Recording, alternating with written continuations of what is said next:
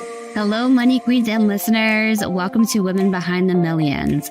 Let's meet the women behind the millionaires, the women supporting, guiding, celebrating women with their wealth. You will hear from women millionaires, how they got there, what they wish they had known, what got them to be a millionaire, the emotional side, the spiritual side, the practical side of wealth. You'll also get to meet the women behind the scenes helping make it happen. Let's dive into Women Behind the Millions. I am Jessica Weaver, your host, best-selling author of 3 books, wealth advisor, and founder of the Women's Wealth Boutique. Let's start meeting the women.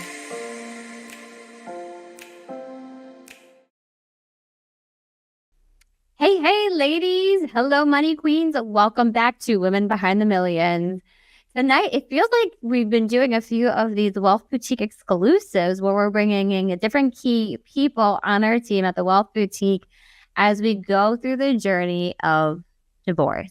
Our entire season is dedicated to divorce. So make sure you get these resources, incredible resources out there to women in need who are thinking of divorce, are going through it, or are on the other side and they're starting to kind of pick up the pieces and build their new life and all that it entails with us. Tonight's episode, we have, as always this season, our co-host, Donna with us. And then we have an amazing member of our team at the Wealth Boutique as well that we'll bring onto the stage here in a little bit.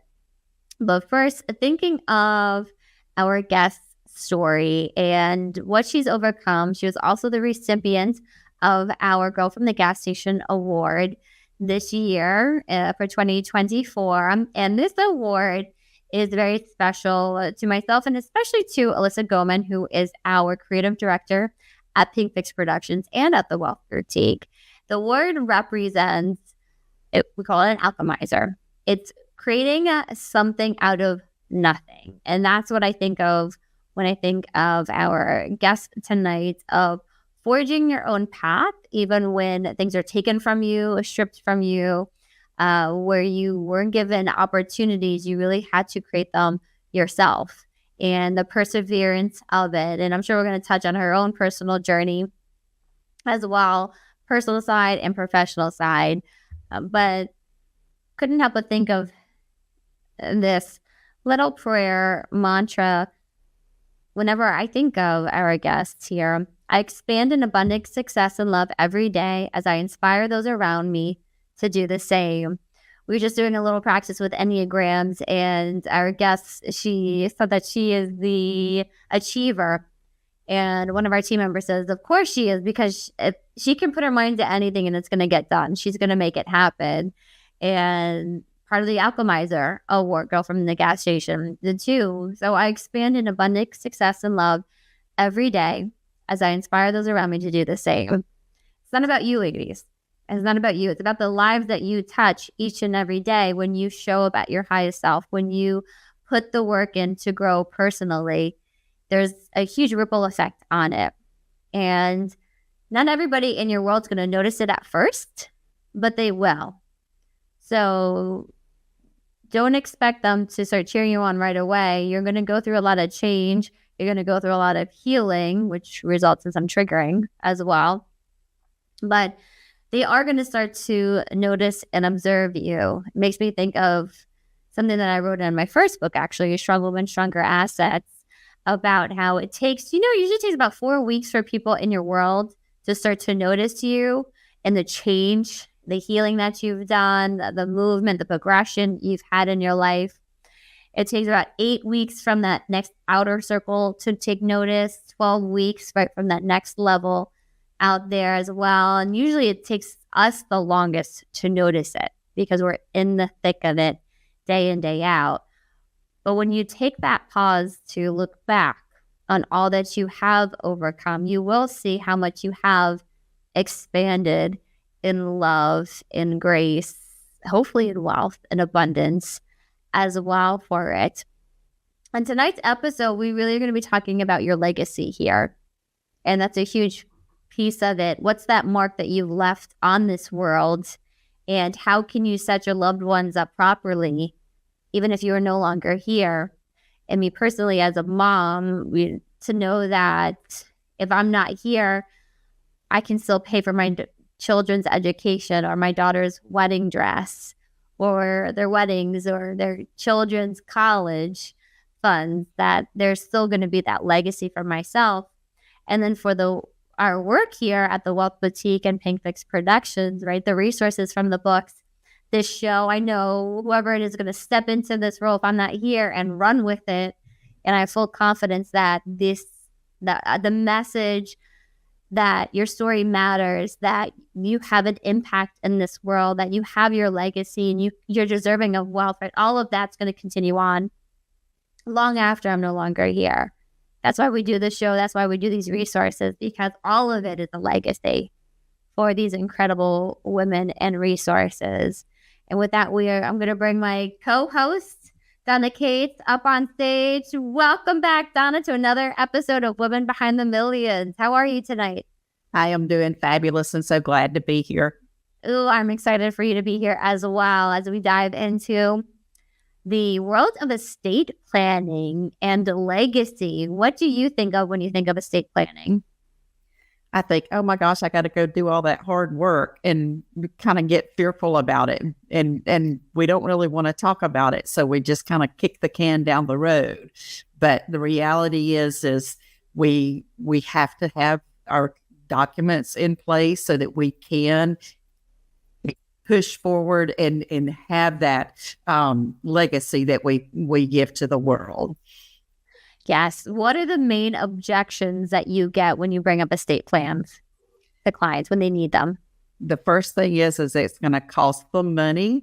They don't want to spend the money, and they don't want to have to make the hard decisions, typically around who's going to be responsible for taking care of the kids. No one wants to talk about their potential demise, but those are the two biggest. Is what's it going to cost me to get this estate planning done? And then secondly, I just don't even want to have that conversation. Yes. Maybe you can agree on who the guardian's going to be for the young children, who's going to make the financial decisions for the children. I've heard too, if we do this, that's an omen that we are going to die or die soon. I mean, that chances are we all are going to die. Not a chance, guarantee. It's just a matter of when. And then also, right, how do I even go about this? Who do I have to talk to? What are the things I have to figure out? Let me figure those things out first before I talk to an attorney or to you all.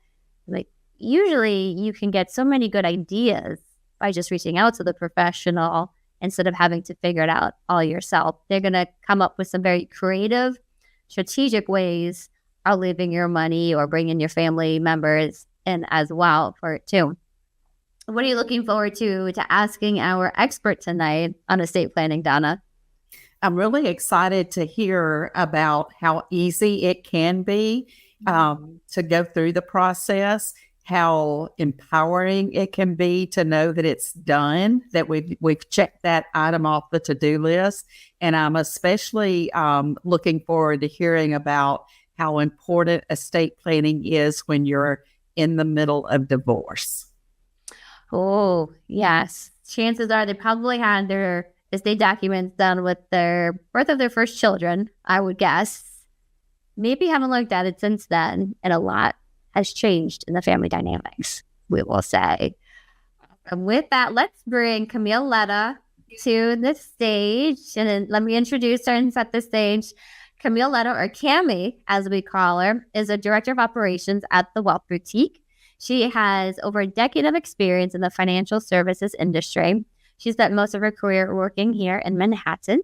She also leads our estate planning division, coordinating meetings between our attorneys and clients, notary services, and appointment preparation and follow-up.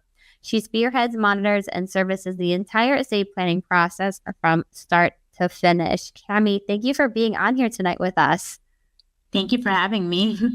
And welcome back to the show. You might recognize Cammy. She is one of our financial trendsetters from our first anthology book. You might see it right there on it as well. And because estate planning, as Donna mentioned earlier, is such an important part of the divorce process, we had to have Cammy be part of Divorce Decoded to, again, educate women. We are not attorneys here at the Wealth Boutique. We have an amazing partnership with a company, a platform where we have attorneys in every state. So, especially here in New Jersey, they always leave New Jersey when they retire or their kids leave the nest. That's very helpful for us. And also because, like Donna, we have advisors in different states as well. So we're going to go into all of that nitty-gritty stuff tonight. Cammy, I'm curious of what got you so interested in estate planning to begin with, to be the lead on our estate planning division. So my personal experience with my dad, and I talk about this when we do when we meet with clients and we do seminars, right?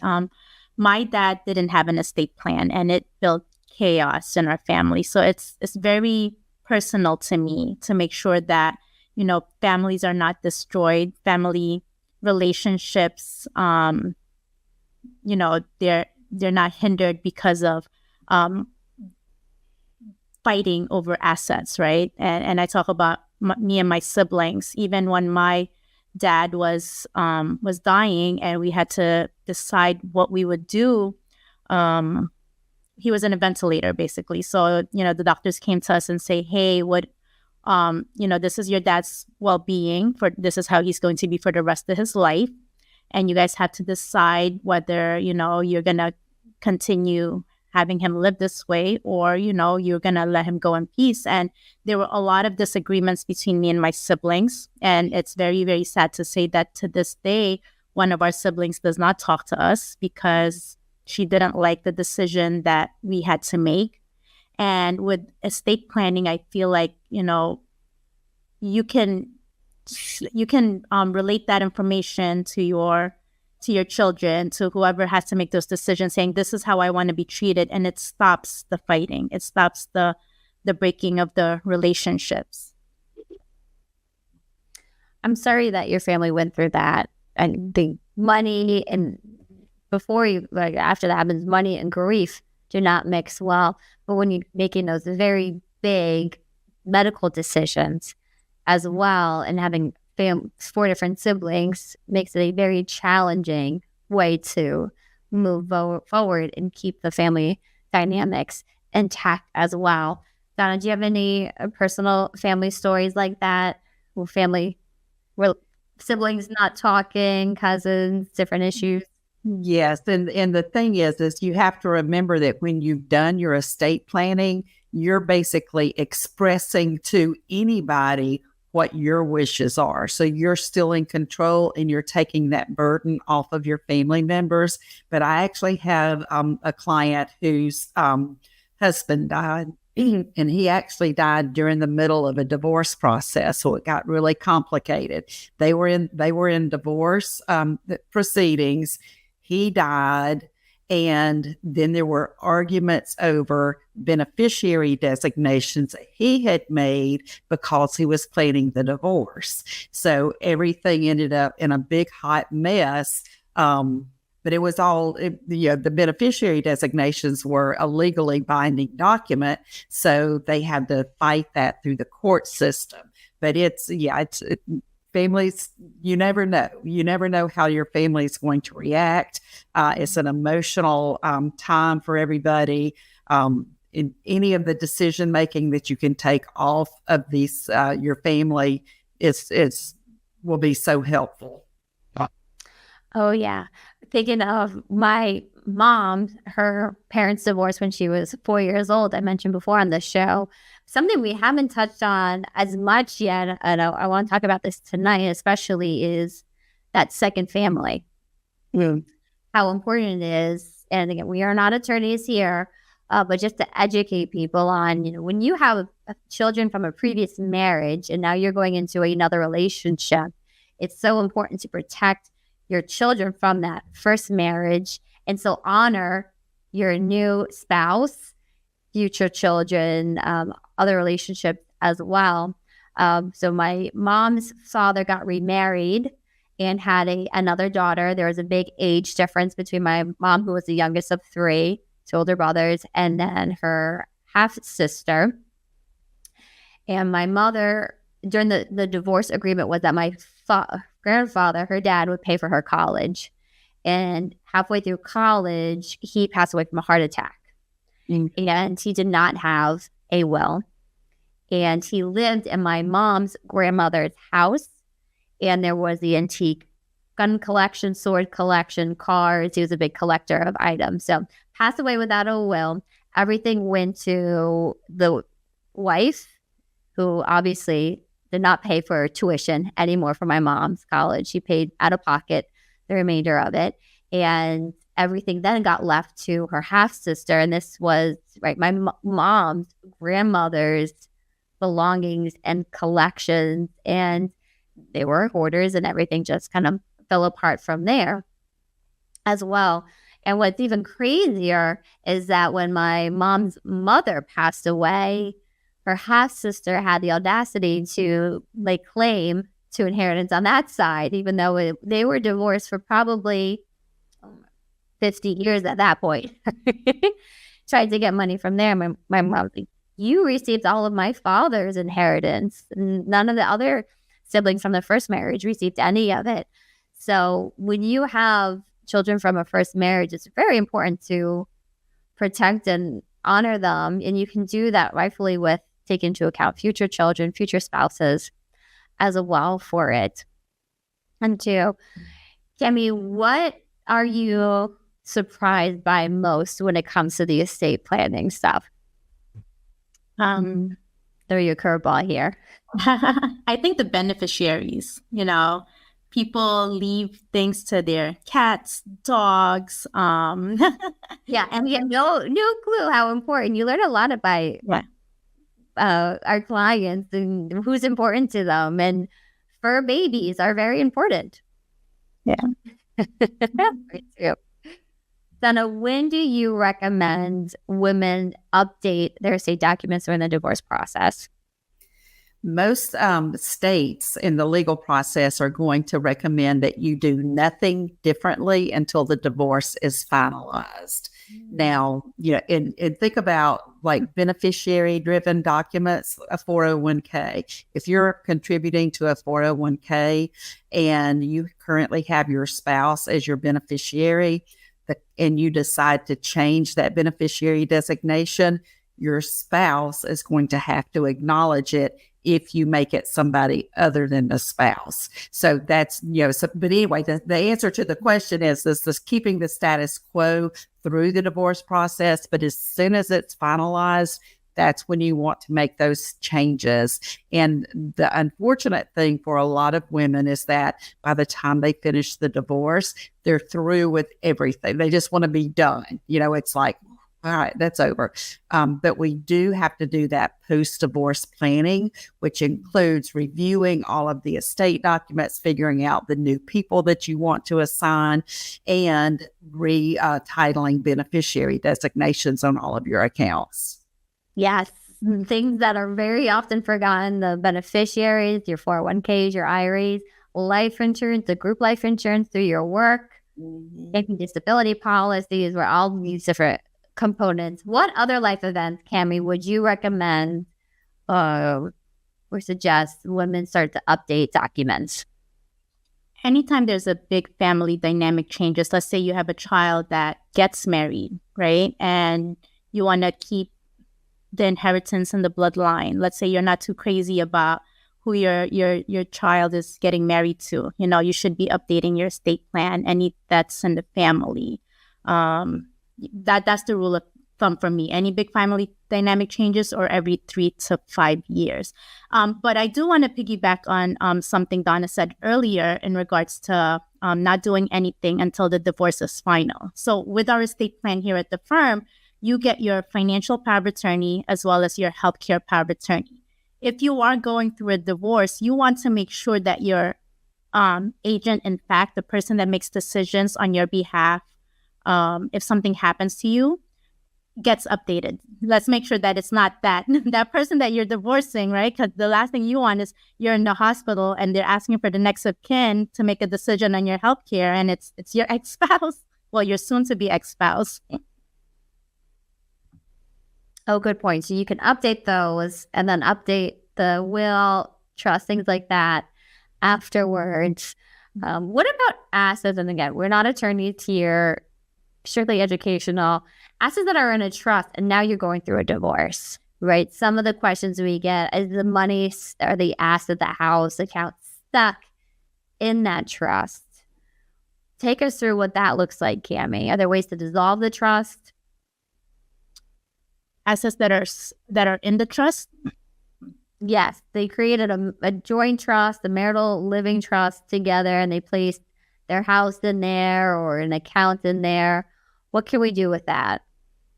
Man. I'm going to pass that on to one of you ladies. How about you, Donna? So we have two different kind of trusts for a living trust. We have revocable or revocable. The attorneys say it so beautifully, and irrevocable in trust, right? So revocable means we can change our mind. So you put an asset in and you can take it back out. The irrevocable, you put it in there and you can't just change your mind and take it back out. It's there. It's changing ownership completely. It's a different tax identity. It's not your social anymore. It has its own tax. The taxes are a little differently on there, usually higher rates as well. But there are ways working with the attorney that you can dissolve the trust to be able to take assets out so that you can, they're still can be separated through the divorce journey too far. I don't know if you run into that at all, Donna. Yes, and I have. And the thing is that the qualifiers, it has to be the revocable trust, because anything that's irrevocable is literally irrevocable. But and this again is a totally separate legal process from the divorce. So if you have trust in your family or your spouse's family, whether it's assets, joint assets that you own that you put into the trust, or if you're party to receiving income from a trust, you want to make sure that your attorney is aware of that from the very beginning so that they can be prepared to tackle and address how to, what the options are first, and then help you get through that separate legal process. Ooh, and that brings up, let's talk about what are things that are transferred to you while you were married that are not included in the marital assets. Let's talk that through, Donna, and educate the viewers here. And so I think, and you're speaking to separate assets. That's what they call it in the legal world. Mm-hmm. So if you inherit something, let's use an example. I inherit a beach condo from my mom, and she has given that to me once upon her death. So I inherited that beach condo. If I do not use that beach condo for the benefit of my family, I don't get any income from it, that actually remains a separate property. And should I divorce, I could argue that that is my property and it would not be subject to division in the divorce. However, if I had used that property for the benefit of the family, for example, having done vacations or stayed there, rented it out for additional income for the family, now it would be considered a commingled asset. But anything, the qualifying is anything that you have inherited that has not been used for the benefit of the family, that will be considered a separate property and not subject to the divorce. Oh, good. So inherited, gifted property, separate from the divorce. Now, then, want to tee up for Cammy here. Now, post-divorce, we're updating the documents, right? And we may, let's say, I want to get married again in the future, Cammy, right? What would the attorney really recommend here to make sure that my assets are kept separate from future commingling of my next marriage? Well, so you can actually create two separate trusts and a combined trust. So you can do a Jane Doe living trust, a John Doe living trust, and a Jane Doe and John Doe living trust. So that's how you're gonna be able to clearly state this asset belongs to me, this asset belongs to him, and this asset belongs to us. So it actually does make sense, even if it's not a second marriage, right? Let's say it's a first marriage and you have a substantial amount of assets that you've already inherited. you can put that in a trust all on your own and then create the married trust account. Oh, good. And this leads into prenups and postnups. Do you see more of these happening, Donna? Prenups and postnups? I will say I have seen more postnups than prenups. That's in my neck of the woods. Very interesting. Yeah. And I would say what I'm learning is state to state, it's different how much a prenup. I know in New Jersey, it's hard for a prenup to hold water. You could argue that there was a timing issue and that the spouse forced them to sign it because the marriage was 2 weeks away. The wedding date was 2 weeks away. You have to be really careful with prenups from what I've heard with attorneys. So that's signing an agreement signed before the marriage is entered, stating that this, if a divorce were to happen, this is what I keep, this is what they keep, even alimony, things like that too, or there could be conditions if there's a child, this is what happens. Then the postnup is post-wedding, right, Donna, post-marriage date and agreeing. I love this because let's say you start a business some years into the marriage, is not the best marriage, but like, I want to protect this asset. We can put this into, have an agreement between each other. I have a case where the husband says, this money from the sale of our house, that is yours, right? So how can we protect that? And the attorney suggested a post-nup agreement or placing it to some sort of trust as well for them. I think, especially if there's children, going back to that second family dynamics, that modern family dynamics of if there are children, money from a first marriage, having these things for the second one is really important.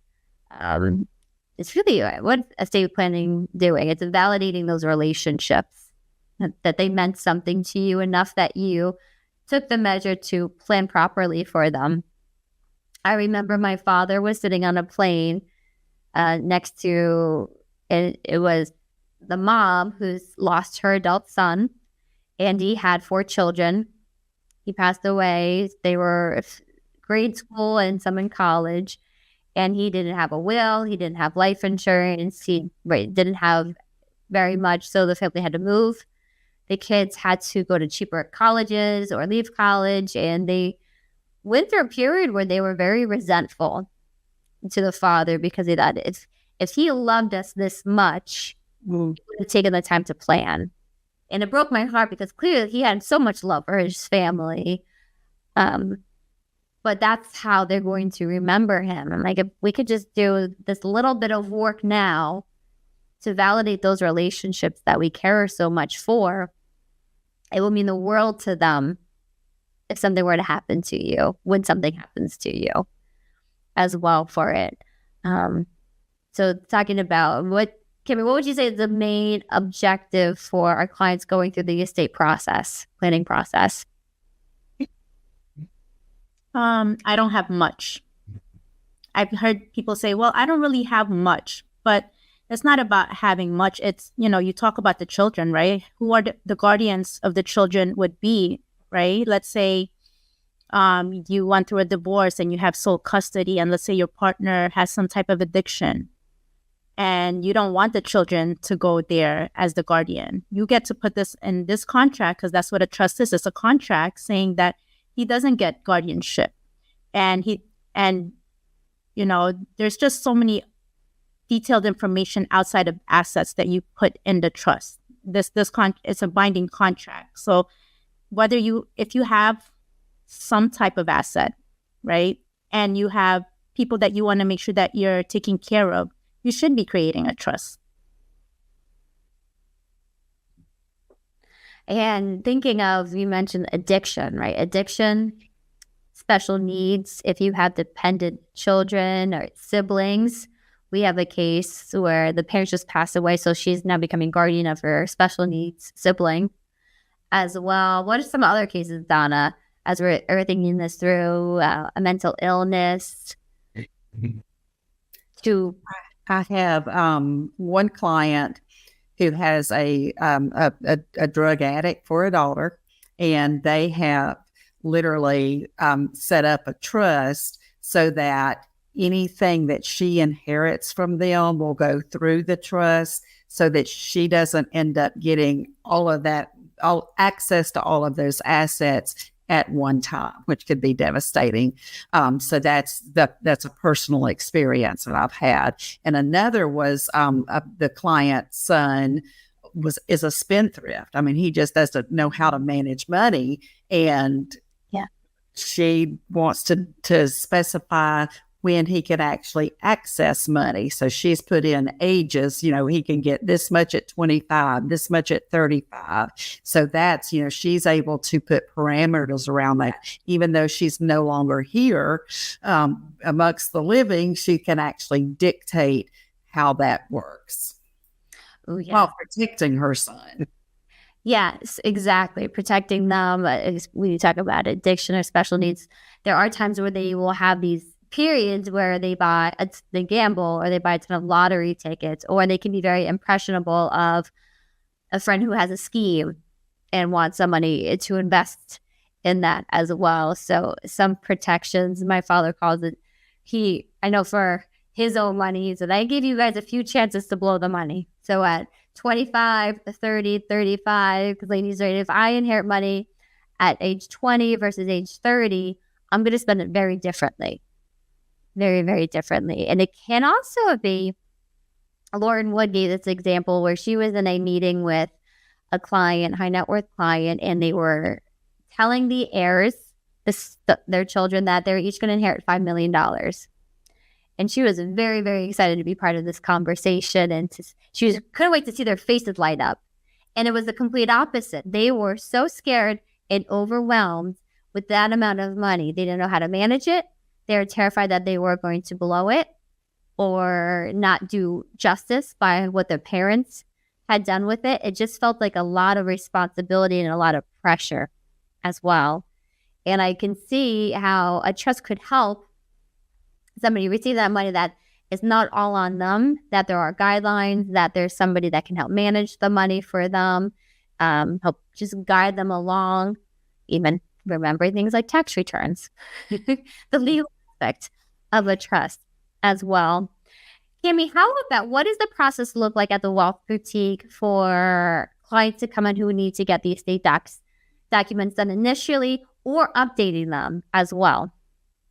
So with the initial appointment, we send you a series of questionnaires to get you thinking about those behavioral conditions, those age restrictions. And I think that's one of my favorite part of having a trust, right? I think, Jess, you mentioned it before, control beyond the grave. I really like that, because nobody knows our family like we do. Well, I'd like to think that, right? Like, especially if my assets are going to you, I don't want you to blow it off. So, we give you this questionnaire and we say, hey, who do you want your personal property to go to? Who do you want your monetary property to go to? Do you have any specific bequests? Are you passionate about, music, right? One of our clients sent his music collection to a music school. So we get the client thinking about what's really important for them and how they want to take care of their family. So that when we actually do sit down with them, we have all that. We gave them the time to think about it, to really, make them feel good about the decision that they've made. And then we go through the process. We reconfirm what they've already sat down and thought of. And then from there, we draft the documents with a lawyer. All documents is attached with the lawyer. So a lawyer goes through the questionnaires. They make sure that nothing looks funny, making sure that everything you want, how you want your assets to be handled, is handled properly by the state. And then after that, you get an electronic copy. You get a username and password. In this digital era, everything's, is in the cloud. That's what they call it, right? So you have the physical binder, you have the electronic copy. And if you want to make a change, you just reach out to us, and then we make the change for you, and we send off new documents. And the really good thing about this service is that as the laws change in your state, your documents get updated. If you were to do that yourself, you would have to sit there and figure out, okay, does this pertain to me? So with this platform that we use, they automatically track that. They say, hey, the law has changed in your state. You're going to get page 6 to 7 updated. Make sure you stick that in your binder. And that recently happened in Indiana.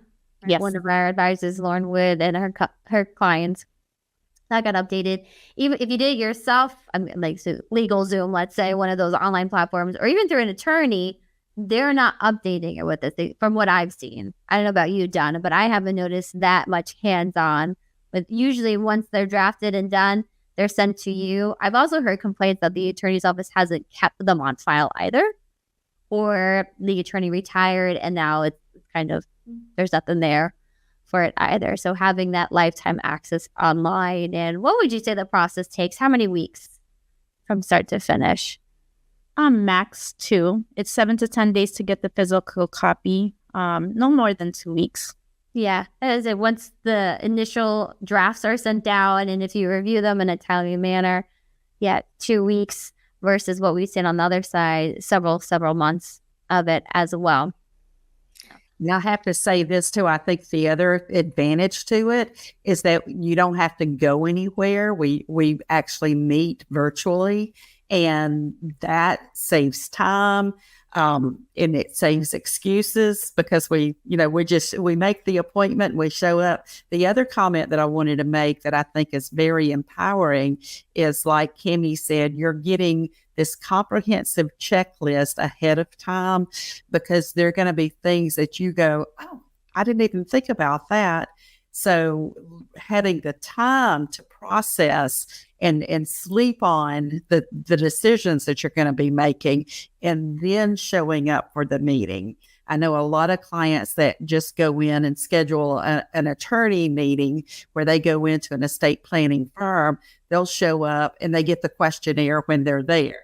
So that means they got to take that home and then come back for another meeting. So using our process is a big time saver.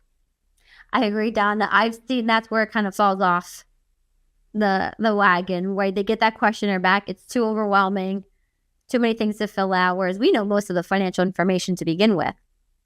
Just having put together the initial financial plan with our clients, so it makes it much, much more convenient and quicker. And it's kind of nice when you're talking about such a heavy topic to be in the comfort of your home as well, and to not feel very overwhelmed or intimidated going to an office for it either. I've heard, very convenient process, and to be able to do it through us, since we already have built a relationship and some trust as well for it too. Well, we're going to do a quick commercial break to talk about actually the estate planning division here at the Wealth Boutique, and then stay with us because Cammie's going to give us her divorce tip, as well as a trend that she's been noticing too. So we will see you all in a little bit. Hi, everyone. My name is Camille Ledda, and I am the Director of Operations here at the Women's Wealth Boutique. I'm so excited to announce that our firm will be rolling out a new service for estate planning. I know you're probably asking, why an estate plan? An estate plan allows your voice to be heard after you've passed away. An estate plan provides you with control as far as how your assets are divided and distributed. It helps your family avoid probate and reduce the risk of disputes between family members. An estate plan secures your children's future, as well as address any special circumstances that a court or judge knows nothing about. So go to our website at www.womenswealthboutique.com, select your favorite advisor, and schedule estate planning today. All right, we are back here with Donna Case and Camille Ledda on Women Behind the Millions. All right, ladies. So this time of the show, we are going to go into some tips for women going through a divorce. And then we're also going to talk about some trends that we've been noticing in the divorce world. So Cammy, what is your divorce tip for us today? My divorce tip is protect your assets before, during, and after. So make sure that you're updating your estate plan and just protecting your assets. You're right. It is a huge act of protection for today, for future relationships, children as well. And even in the commercial promo for the estate planning division, let your voice be heard if you're no longer here is huge. And there's also the sentimental side of estate planning, where we heard people, even last week, we had clients come in to sign and get their documents notarized. And she goes, can I upload letters to the portal? Because I want to leave my engagement ring and my anniversary ring to each of my girls, and I want to explain why I chose which ring for which girl.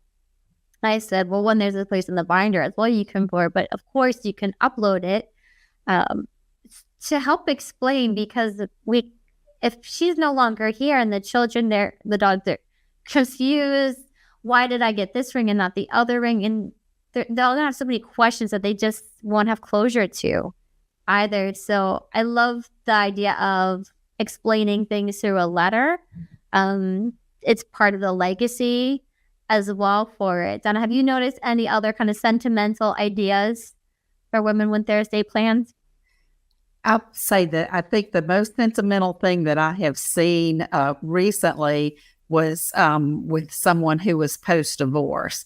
And she literally had very specific ideas about what she wanted her daughter to do with the assets that she was getting from her at her death. And they were all around protecting herself through her marriage. Oh, very good. Very good. How about you, Camille, being involved in so many of the estate planning conversations and meetings?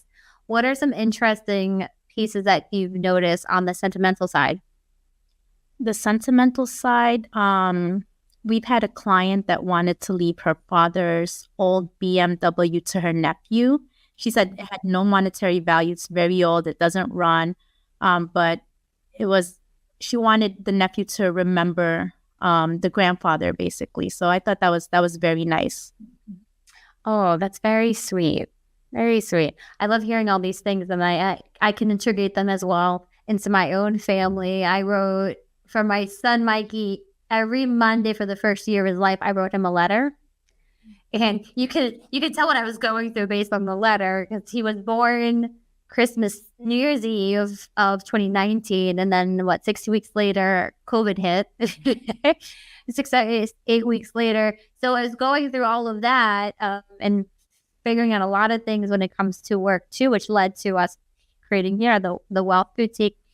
And my daughter, for her first several birthdays, I wrote her a letter, and we just found them. I need to start doing that again for each year, to write a little note to them as well. And then another sentimental thing we do is our Christmas tree. So whenever we take a trip that year or a big thing happens, we get an ornament for it. So now our tree's filled with different memories along it. And that was passed down from my mom. And then when I got our own tree, I got my ornaments. And that started our new traditions as well for it. So there's different things that you can do while you are still here. And then also, if you are no longer here, to keep those things going. Even my engagement ring is my great grandmother's. It's a 100-year-old ring. My husband, he got a new diamond for it. It's a pretty little dainty ring, but I'm saving it for Andy, my Andy girl, for hers. I'm thinking that's such a cool thing that it will be 4 generations of women in the family. Any other ideas, ladies? Anything that you do on the sentimental side? Or get you thinking about different. I'm sure you do. You just haven't thought of it. Even recipes, right? You find your grandmother's recipe books or note cards, and getting that into a book format or something that can be passed down as well. I love the different traditions that you can start and keep going as well for it. All right, we got a little off topic here, but we're going to get back to it. How about a divorce trend? Or we'll even say estate planning trend, Cammy, that you've been noticing. Right. I would say a lot of single young women I'm noticing getting their estate documents done, because now they're starting to have assets even before marriage in their 20s, and they're thinking about, how do I protect this money? I think they're being more realistic going into the marriage as well. That why I hope this is forever. I still need to protect myself and my money. How about you, Donna? I will say, I think the thing that I'm seeing the most is with the gray divorce, and the women that are coming out of divorce and feeling a really important need to protect what they have. after divorce. And it's just because they have so much more and they don't have the opportunity to rebuild it. So they're very, very protective about that. Oh, yes. They feel like time is not on their side and they want to make sure that they don't have to play catch up or go back to work in their 70s and 80s, that they can have that security all through it as well. I've noticed another trend, again, going to the younger generation of women. They know they might have gone through something with their own mother. We have on our show Sarah Elia, who talked about her own parents' divorce and her mom's fear with the money. Now women want to make sure it doesn't happen to them as well. So that second generation of divorce or money trauma might not even been through divorce, but maybe the father was a gambler or the mother had an addiction and there was issues with the money. Them taking steps to build something for themselves and to protect it. And how about you, Cammy? You been noticing that as well? I have been noticing that. A lot of the women that do the estate plan with their current spouses, they really love when we ask them, have you been previously married? And then, we tell them by default, your previous spouse automatically gets disinherited. They're like, yes. Something that probably wouldn't even cross their mind without that question, like, who has claim to my estate? Mm-hmm. And you'd be surprised how much money is spent in lawsuits and claim to the inheritance, to the estate. I've seen where a $5 million estate went down to $500,000 because of attorney fees. And what was it? One sibling out of 3 said, Daddy said I should get everything. And so right away, they all needed an attorney and they fought millions of dollars down the drain. And if she had just got a third, like was intent the father's will, they all would have had so much more money. But they all had to fight. So much money is lost in fighting. Remember, Donna, the statistic, what is it? About 70% of wealth is lost from one generation to the next. Yes, that's correct.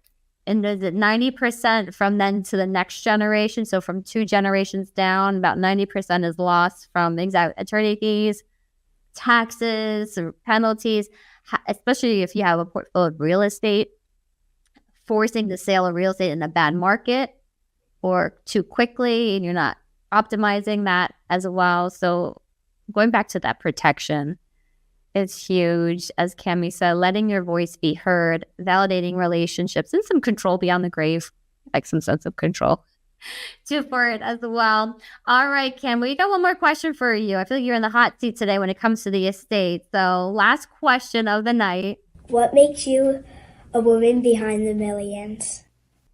All right, Andy Girl wants to know, what makes you a woman behind the million? I am a woman behind the millions because I get to work with you wonderful ladies to build a future generation of educated and financially stable women. Ooh, beautiful. That was a good one. How about you, Donna? What makes you a woman behind the millions here? That one's going to be hard to follow. I love being part of this world, but the thing that I say is that I'm actually part of the system to get out there and help educate women so that they can make more informed decisions. And if we're all empowering each other to make smarter decisions for ourselves, it's a better world. Yeah, absolutely. Very, very good. Rising all boats, right? A high tide rises all boats. And that's what we're doing here. Getting the information out there to you ladies, and then we can help you implement it. We are a very implement-oriented firm. Would you say that, Donna? We are action takers. We want to build a plan, and then we want to implement it with you as well. So thank you all so much for being here on another episode of Women Behind the Millions. We cannot wait to get this book out there. Huh, Donna? Divorce Decoded, coming fall of 2024. It's going to be amazing. Thank you, Cammy, for being on here tonight and being one of our co-authors of Divorce Decoded as well. We'll see you all next episode. Thanks for tuning in tonight. Hey, money queens, looking to get your wealth to that next level, 7, 8, 9 figures? Follow us on Instagram at Pink Fix My Money and at Women's Wealth Boutique for more millionaire